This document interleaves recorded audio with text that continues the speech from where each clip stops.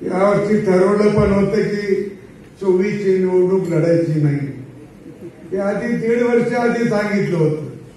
सुहासने त्याच्याकडे एक फराळाचा कार्यक्रम दिवाळीला केला आणि त्या फराळाच्या कार्यक्रमामध्ये सगळेच होते कार्यकर्ते.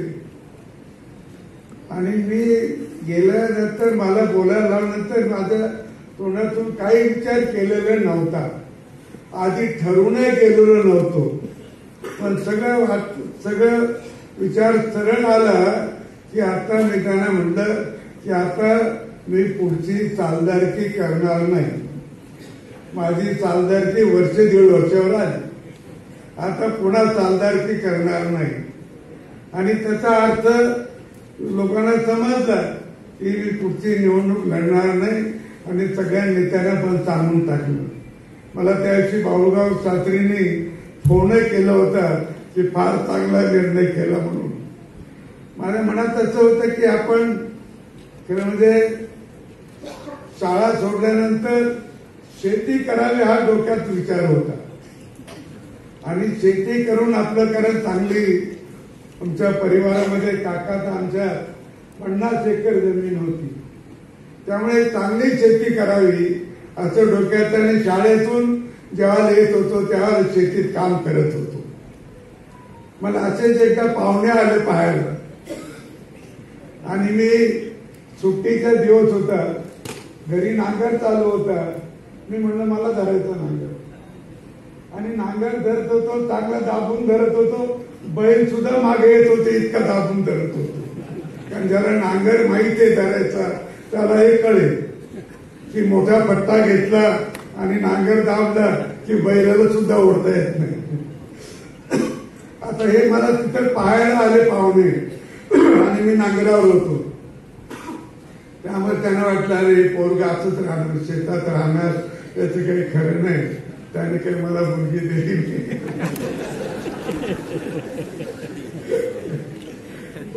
सांगायचं तात्पर्य की आमच्या घरात माझे आजोबा अगदी 100 वर्षापर्यंत जगले. पण ते सुद्धा ते एक धान्य पेढी चालवायची. त्यावेळेला पद्धत असायची खेड्यात. आता साधारणतः 90-95 वर्ष किंवा 100 वर्षापूर्वीची गोष्ट आहे.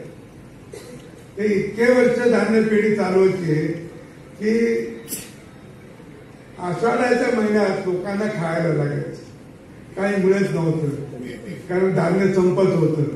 बाजरी यायला काही थोडा उशीर होत होता, मूग यायला उशीर होत होता. आजच्या काळात लोकांना ते जडीने धान्य द्यायचे आणि पुन्हा मग खळ्यावर ते वसूल करायचे. त्यांना लिहिता येत नव्हतं. लिहिणारा माणूस दुसऱ्याच घरचा असायचा, पण मोजून द्यायचं काम ते करायचे. आणि कधी कोणाची तक्रार नाही, कोणाची काही नाही, हे पाहिलं. माझ्या वडील काही शिकलेले नव्हते, पण माझे वडील आणि माझे आजोबा याच्यात कधी कोणाचं भांडण झालेलं मी पाहिलं नाही. एकच भांडण झालं आणि ते माझ्यामुळे. कारण आम्ही नदीत पोहायला जात असताना एका पोराला चांगलं मारलं आणि ते रडत रडत घरी गेलं. त्याचा बाप आला घरी. मग त्या आजोबाला वडिलाला भांडत बसले. मी तर बाहेरच होतो. तेवढंच एक भांडण मला आठवतं की ते माझ्यामुळे घडलेलं. आणि म्हणून मला जे काही त्यांचे वडिलांचे आजोबाचं जे काही आणि काम करायचे माझे वडील. गावात लग्न असलं की लग्न उद्या रात्री आहे तर आज रात्री संध्याकाळपासून त्या स्वयंपाकाच्या कामाला जायचं. त्याला काही म्हणजे मेहनत म्हणून म्हणजे हे नाही, त्याला सहकार्य म्हणून. आणि गावात कोणा गरीब माणसाचं लग्न असू दे, श्रीमंत असू दे, माझे वडील त्या स्वयंपाकाच्या घरात असायचे. आणि ते शेवटी दुसऱ्या दिवशी लग्न लागल्यानंतर सगळं जेवण संपल्यानंतर ती भांडी घासून पालथी घालून मग घरी यायचे. म्हणजे ते इतकं त्यांना सहकार्य करायचे. तेव्हा काही कोणी कोणाला पैसे द्यायचा प्रश्न नव्हता. महिला मंडळी सुद्धा स्वयंपाक करायला जायचे. आता वडीलला इतका वेळ तिथं सहकार्य करायचे हे पण मी पाहिले.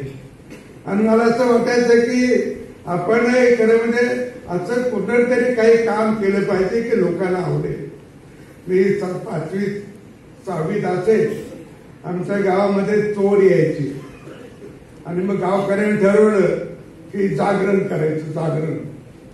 आणि मग प्रत्येक घरातले 10 माणसं रात्रभर जागायचे असा नियम केला. आणि मग ते सुरू झालं. आणि तो मग जो जागल्या असायचा, जागल्या त्याला रोज यावं लागत. बाकी माणसं आलटून पालटून आणि तो मात्र रोज. आणि एक दिवस तो आलाच नाही. ते काही माणसाला तर सहन झालं नाही. मग त्याने म्हणलं याच्या भाकरी बंद करा. आणि मग त्या जागल्याच्या भाकरी बंद केल्या. आणि मला ते लक्षात आल्यानंतर मी त्या याच्यात होतो, ऐकत होतो, लहान होतो. मी त्या दिवशी दुसऱ्या दिवशी आमच्या मानवड्यात गेलो आणि त्याचा माझा एक वयाचा पोरगा होता, नाथा म्हणून त्याचं नाव. त्याला म्हणतो तो आणतो, चाल भाकरी म्हणा, ते तुझ्या मागे येते. दिली तर घरी नाही तर नको घेऊ, माझ्या घरी आला तर मी वाढणार, तू चाल घे. आणि ज्याने हा नियम केला होता, ज्याने म्हणलं तू यायचं नाही, त्याच्याच घरी पहिला पाठवलं. आणि त्याच्या बायकोला काहीच माहित होतं, ती रोजच्या प्रमाणे भाकरी घेऊन आली, त्याच्या टोपल्यात टाकली आणि सगळ्या घरोघरी मिळाली. आता हे मला त्याच्यावर अन्याय वाटला, त्या जागल्यावर अन्याय वाटला मला. आणि म्हणून मला असं वाटलं की आपण याला मदत केली पाहिजे. आणि म्हणून त्यापासून स्वाभाविकपणे माझ्या मनामध्ये अशा गोष्टी घडत गेल्या. आणि म्हणून कोणालाही मदत करण्याची माझी जी इच्छा आहे ती मी कायम ठेवली. आणि म्हणून मग आता आम्ही एक ठरवलंय लहानपणापासूनच की वो खरं बोलायचं. आमचे प्रमोद महाजन सांगायचे की खरं बोलायचं म्हणजे आपल्याला कुठे साधू संत व्हायचं नाही, कारण खरे बोलणारे साधू संतच असतात, बाकी कोणी नाही. त्यामुळे आपल्याला साधू संत व्हायचं नाही. पण खरं बोललं तर ध्यानात ठेवा लागत नाही, आणि खोटं बोललं तर ते ध्यानात ठेवावं लागतं. आणि मग किती वेळा खोटं बोलणार, किती वेळा ध्यानात ठेवणार, आणि मग कधी कधी माणसं पकडल्या जातात. आणि म्हणून मग ते अशा प्रकारचे माणसं देखील लोकांच्या मनातून उतरतात. म्हणून खोटं कधी बोलायचं नाही. मी आयुष्यात नाही बोललो. मला कोणी पण सांगा की तुम्ही असं खोटं बोलले होते ना, सांग. किती जरी वर्ष झाले तरी माझ्या ध्यानात मी कुठेही बोललो नाही. कारण काय, नाही बोलायचं ठरलं नाही. एकदा एखादी चूक झाली तरी मी म्हणतो झाली चूक. म्हणजे आमच्या राजकारणामध्ये कोणाला काही देताना घेताना बऱ्याच गोष्टी, त्याला कसं दिली मी, तो पुढे आपल्या पार्टीचा आहे, तो दुसऱ्या पार्टीचा आहे, असंच पण केलंय की तेव्हा झालं. एकदा दिली त्याला, तुला पाहिजे तर तुला दे, पण आता दिली त्याला, जाऊ दे, हे माझं धोरण आहे. आणि कधी कोणाच्या याच्यामध्ये, वैयक्तिक याच्यामध्ये मी फारसं कोणाला त्रास दिला नाही आणि ते माझ्या हातून घडलं नाही. मला एक गोष्ट जरूर सांगायची की मी नंतर वाचली ती गोष्ट. महात्मा गांधीचे जे शिष्य होते आचार्य विनोबाजी भावे, अतिशय गाढे विद्वान, अतिशय गाढे विद्वान. त्यांनी एकदा असं म्हणलं की ज्यावेळेला आपला भारताचा झेंडा 15 ऑगस्टला आपण फडकवला, त्याच दिवशी आपली शिक्षा नीती बदलायला पाहिजे होती. कारण त्याच्या आधी इंग्रजाची शिक्षा नीती. पण मला त्यांचं दुसरं वाक्य फार चांगलं महत्वाचं वाटलं आणि ते मी वाचलं, ते माझ्या आचरणात आहे. इथं उशिरा वाचलंय. त्यांनी काय म्हणलंय विनोबाजी भावेनी, हे बघा म्हणजे माणूस जन्माला आला की त्याला 3 कागद देतात. 3 कागद असे पूर्ण पेजचे 3 कागद देतात. पहिल्या कागदावर लिहिलं जातं त्याचा जन्म, तिसऱ्या कागदावर लिहिलं जातं त्याचा मृत्यू.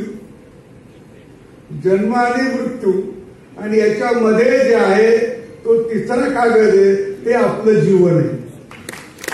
ते आपलं जीवन आहे आणि त्या कागदावर तुमच्या जीवनात काय काय लिहिलं जातं,